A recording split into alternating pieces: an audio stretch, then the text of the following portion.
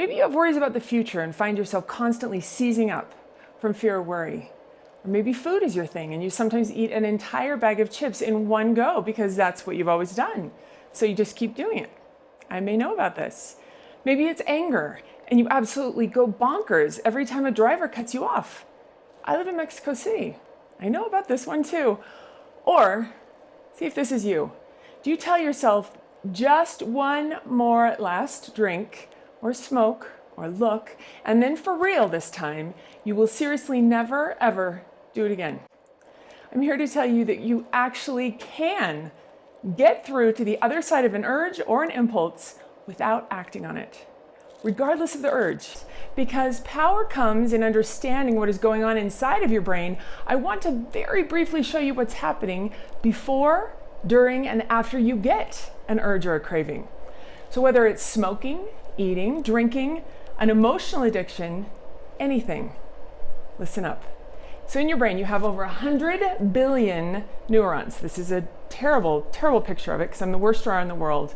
But every neuron has its own little consciousness and purpose for being here, and it's continuously developing based on your unique experiences. So some of these neurons have a very specific job, believe it or not, of doing, listen carefully, whatever it takes to get you to follow through and act out on your urges. They reward you with chemicals that feel really good when you follow the urge pattern to completion. And they create stress-inducing chemicals. Hello, amygdala, getting all riled up. Remember the amygdala? They create chemicals that rile up your amygdala when you don't complete the pattern. So these habit patterns could be anything. But let's say, for example, that your thing is anger or rage. At one point or another, those angry feelings proved helpful to you in some way. Anger is a very strong emotion, so it may have temporarily minimized some sadness or other discomfort, or given you a sense of power and control before you felt weak or powerless. Whatever it was, those neurons have learned that anger is something that helps you feel better. So for efficiency's sake, it will even eventually begin to push you toward anger as a way to deal with all kinds of difficult situations as well. So here's the craziest part of all this. Chemicals are being made and released inside of you during this entire thing, which means that even if you aren't physically ingesting addictive substances, your body is making chemicals during this neuron pattern creating party, and your body wants those chemicals. In order to get them, it will attempt to set you up and throw out triggers everywhere. In this case, to get you angry again. So sneaky tactics are even used to pull you in over and over, like memories of past things that made you angry, or glaring out weaknesses in people just to help justify reasons for you to get angry, or agitate you just enough with anxiety-filled cortisol in attempts to push you toward conflict. Unfulfilled urges are distressing, and it's for a reason. It's to get you to try to follow through with those urges. Your fiery temper isn't because of your red hair. It's because of the way these neurons have become wired over time and bonded to each other.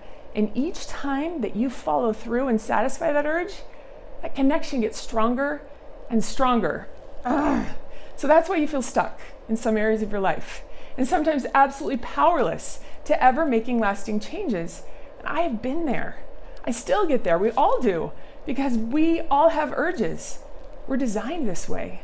The next time you get triggered and feel an unhealthy urge, make a different choice. You can. Every time you do, you literally begin to rewire these connections in your brain and reduce the pull of that behavior chain. Urges are like waves.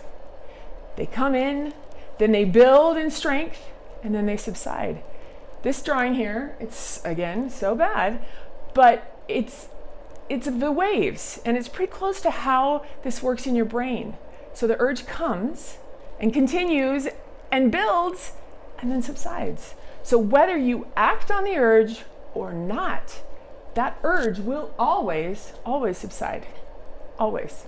So one of the best things about going through this process of choosing differently in favor of what you want most instead of giving in to what feels good in the moment is that in overcoming the path to addiction, you also master fundamental skills that will serve you in every area of your life You don't want to finally quit smoking just to swap over to an eating addiction. As you learn to overcome urges, you start to fill the emptiness that got you there in the first place. You heal a little bit more each time as you move towards wholeness. All of the recordings and exercises below are designed specifically to help get you there, to help you surf the urges that come through mindfulness. Don't just listen to them. Really experience each exercise below completely. Just do it, just jump in. They work.